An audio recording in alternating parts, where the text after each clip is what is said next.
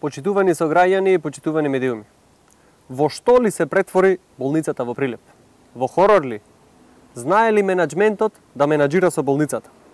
Со полна уста се зборува за модуларната болница, а таа не е во функција. Бројот на починати достигна 291, а активните случаи се над 800. Дали овој нов бран ги изненади властите? Или како што велат, вината е во граѓаните, кои што не се придржувале до препораките? Пациентите ли се виновни што мора да чекаат со денови за да се тестираат? Пациентите ли се виновни што за преглед мора да чекаат со часови и часови? Пациентите ли се виновни што не можат да закажат специјалистички преглед преку мој термин речиси 1 година? Дали е вистина дека докторите добиле устна наредба да примаат само итни случаеви? Ќе излезе ли менаџментот да каже колку здравствени работници се позитивни на коронавирусот и дали болницата е ново жариште?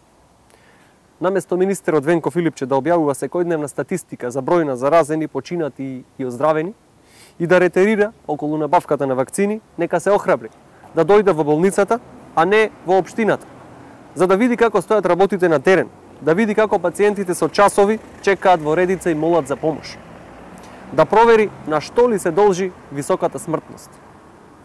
Им изразуваме поддршка на лекарите, медицинските сестри и другиот персонал за нивната заложба за зачувување на животите на граѓаните.